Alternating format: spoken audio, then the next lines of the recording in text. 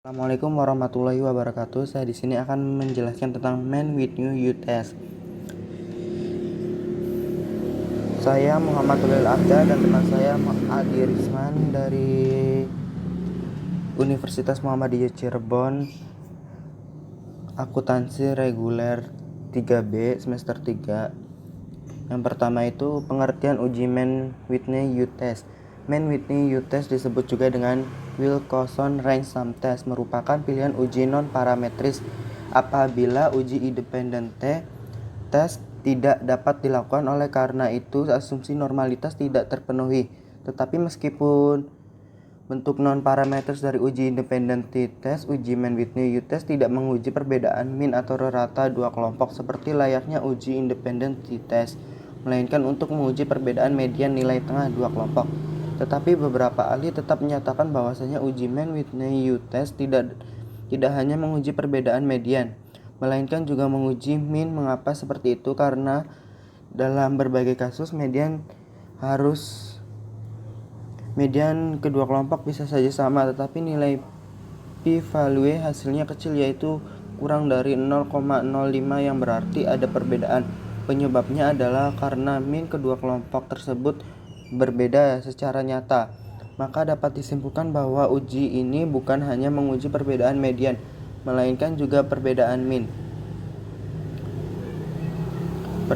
Tujuan uji Man-Whitney yaitu berdasarkan pemahaman pendapat yang tadi, maka disimpulkan adalah seseorang akan melakukan uji Man-Whitney Youth Test apabila menemui kasus diketahui dengan jelas bahwa terdapat perbedaan median. Bentuk dan sebaran data sama, tetapi tidak diketahui secara pasti apakah perbedaan median tersebut bermakna atau tidak. Untuk lebih jelasnya, silakan lihat di gambar di bawah ini.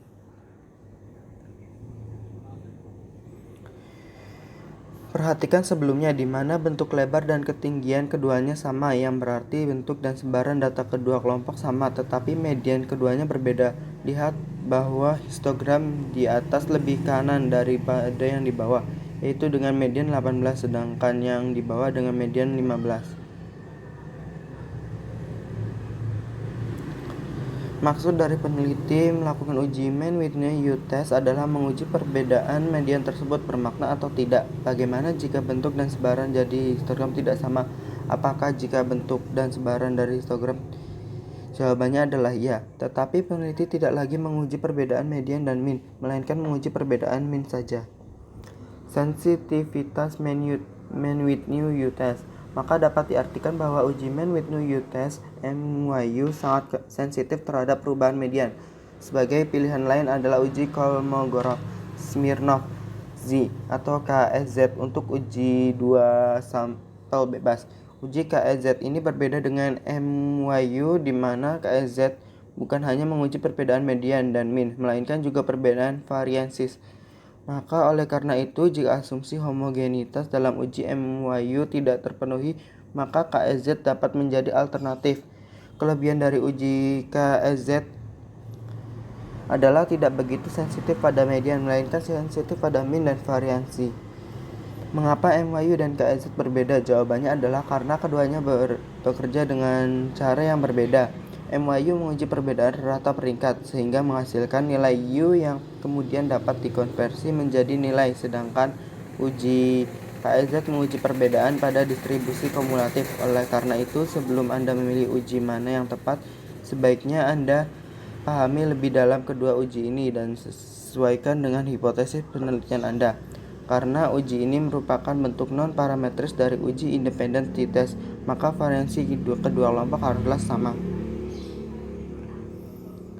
Asumsi Man-Whitney. Berdasarkan uraian di atas, maka dapat disimpulkan asumsi yang harus terpenuhi dalam Man-Whitney Youth Test, yaitu skala data variabel terikat adalah ordinal, interval atau rasio. Apabila skala interval atau rasio, asumsi normalitas tidak terpenuhi.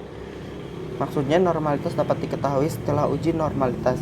Yang kedua, data berasal dari dua kelompok. Apabila data berasal dari tiga kelompok atau lebih, maka sebaiknya menggunakan uji Kruskal-Wallis.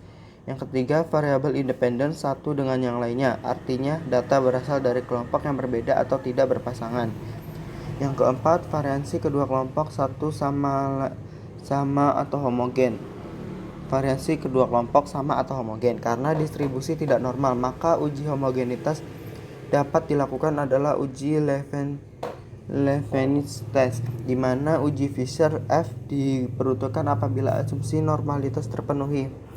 Yang kelima, asumsi poin 1, 2, dan 3 tidak dapat melakukan uji tersendiri.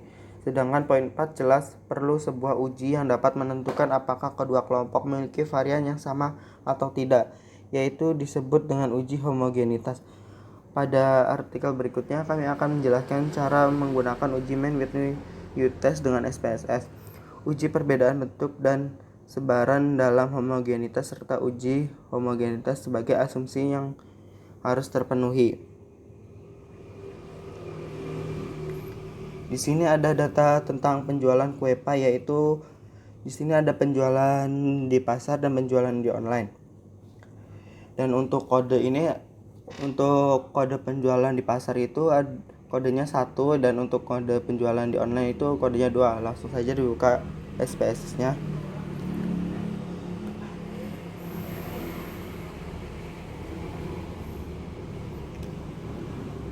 Di sini ada variabel view, di sini ditulis hasil.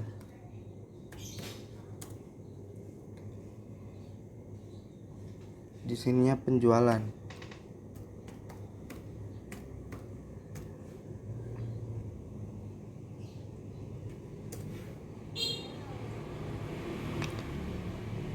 Labelnya hasil penjualan.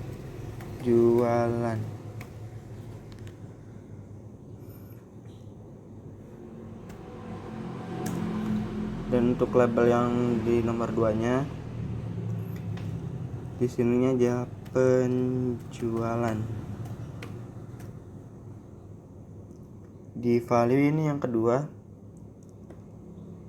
di sini ada value dan label. Untuk value-nya kita menggunakan kode 1 untuk penjualan di pasar dan labelnya penjualan di pasar.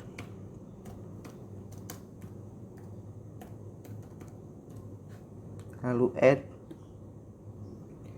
lalu ketik 2 untuk kode di penjualan di online, di labelnya penjualan online.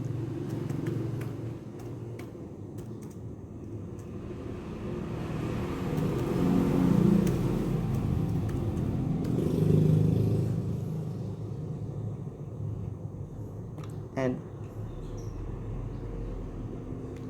lalu ketik OK.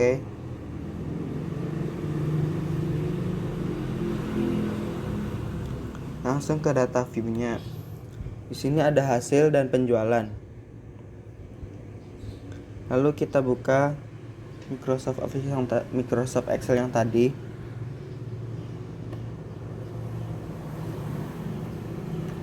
Lalu kita penjualan di pasar ini kita blok dan copy. Kita masukin di SPSS-nya.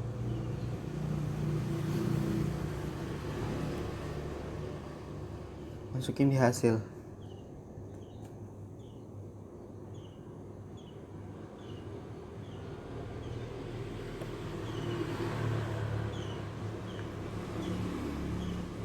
Sama seperti sebelumnya, sekarang penjualan online dimasukkan lagi.